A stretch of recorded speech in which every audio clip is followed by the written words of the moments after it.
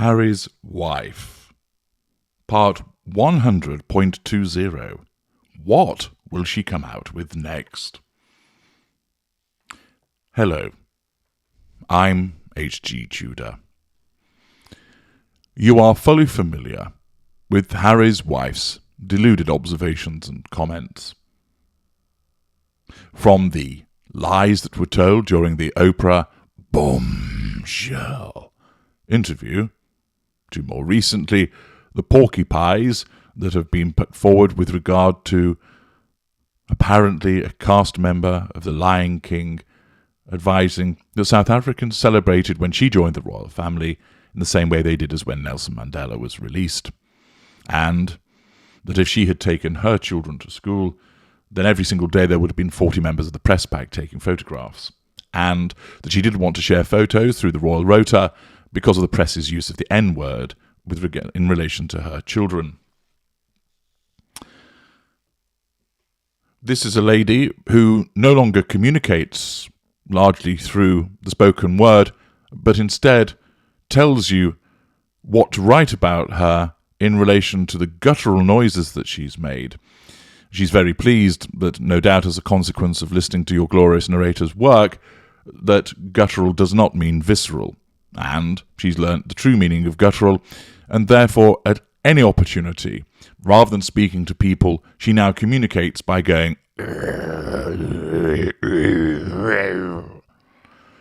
making a sound as if she's hugely constipated or with a chicken bone from a rescue chicken stuck in her throat. I've explained, of course, elsewhere why it is that she comes out with these porcupines and the deluded observations. She believes her own lies. Her narcissism causes her to believe that the things in the past that have been altered are true. Like a version of 1984, what went before is rewritten to suit the now. And then when the now shifts, the past is revised again. It happened, except it didn't. Yes, it did. No, it didn't. It will alter and depend upon the circumstances. And she will continue to do this. The outlandish claims are generated by her narcissism, causing her to truly believe the things that she says, to compel her to assert control over those that are reading, listening, and watching, to cause them to have a reaction to provide her with fuel, preferably positive, but in some instances negative also. In other instances, it's done to manage a facade, to maintain the grandiosity of her being a legend in her own mind. Those of you that have been involved with narcissists will, of course, come across such behaviours.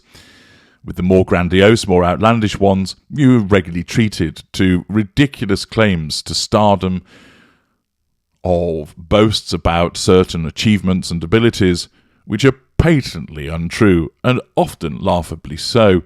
In many instances, you shake your head and just think, what a Walter Mitty character, what a complete bullshitter, what a load of old codswallop.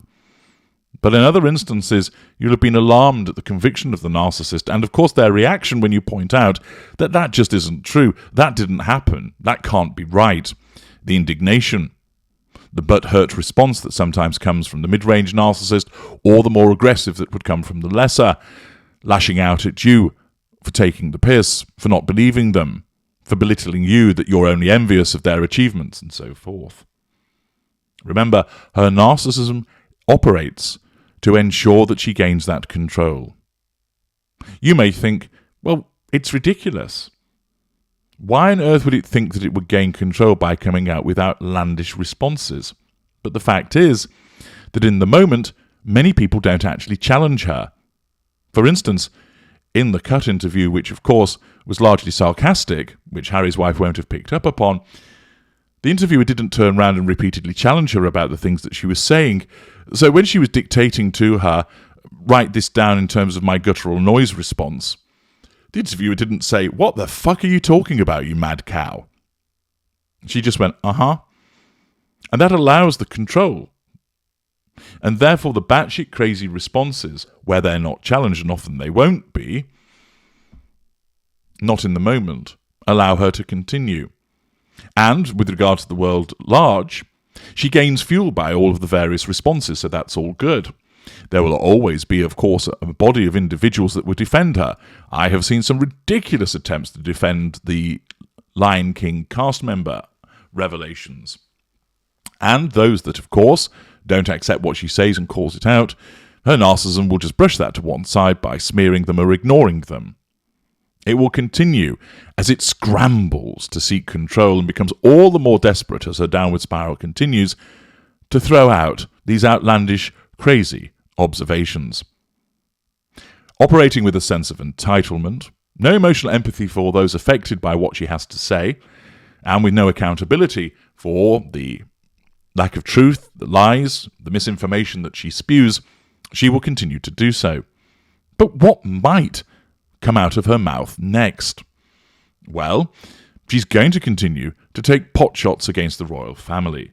For instance, it would not surprise me if she starts to suggest that Prince Charles sought to have his way with her in some way, thus triangulating herself with him so that Harry would react, that Camilla would react, and the world at large would react. Remember, in her mind, she thinks everybody fancies her. She thinks that she oozes sex appeal. She may well also allege that Prince William had eyes for her, when of course all the evidence shows that it was the other way around, but that she said no, as she didn't want to break up a family, notwithstanding their treatment of her. Facade management, the maintenance of her saint-like behaviours, and of course the fake empathy, which she believes runs through every vein of her body. She will probably suggest that they, meaning the royal family, need to apologise for their treatment of me, and then the process of healing can begin. This, of course, will ignore all of the repeated brickbats and potshots that she's thrown at the royal family over the last couple of years, and focuses on how she, of course, is the victim, and that they have hurt her. She may well say that Prince Philip confided in her that he felt that she should be queen rather than Kate, or that she would have been a UN ambassador, but it was the dark machinations of royal family courtiers that kiboshed all of that. She may say, by making William heir to the throne, we knew that we were not wanted. Of course, that's nonsensical. Nobody made William heir to the throne. He automatically became that as a consequence of being the firstborn of Prince Charles. But in Harry's wife's deluded mind, that was a deliberate and calculated act designed to do her and Harry down. Expect her to continue to use Diana, Princess of Wales, with observations such as, Diana's spirit speaks to me and wants me to continue her good work. Diana knows that I'm looking after Harry as only she would want me to do. Diana understands me, and I understand her. I am the living embodiment of her legacy. She will talk about how she's being forced to use her voice for good. She may come out with comments such as, I've had to make myself white in order to find my voice. I never wanted to leave the United Kingdom. Harry made the decision as he was so worried about what would happen to me. I have always wanted to come back and embrace the good people of the United Kingdom. The Pope has asked for my advice about promoting oneness and inclusivity. When people came to see us in Germany, an old lady told me more people came and rejoiced on that day than when they attended the Nuremberg rallies. The delay in providing content for Netflix was as a consequence of a plot between Winston Churchill and Margaret Thatcher. Fortunately, I've been able to expose that plot, overcome it, and create magnificent content that Netflix are utterly delighted with. I've never had a father. When I gave my speech to UN Women, a member of the audience said it reminded her of Martin Luther King's I Have a Dream speech from the 28th of August 1963. Archie saw Barack Obama on television when he was president and said, Mama, that's you.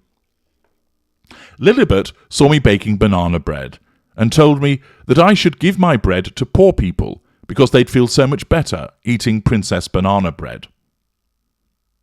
My false eyelash was stuck on incorrectly, and nobody asked me how I was. Sometimes I do not need to tell H what to do. I can just convey the sense of being us with just a sound. I feel the pain of the planet.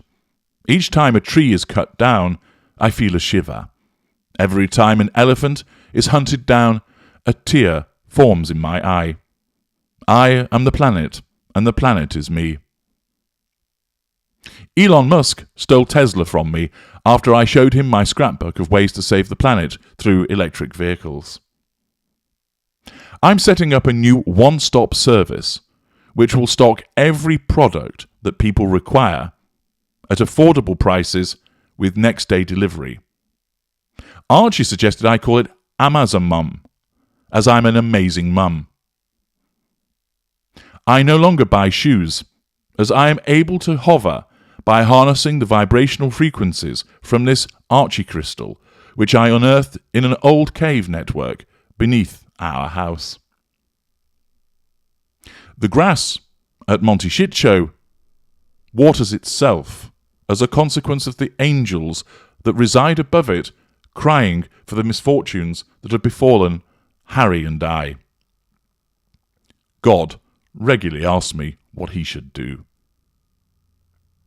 Which of those predictions do you think will come true? What predictions do you have? Share them in the comments. I'm H.G. Tudor. Thank you for listening.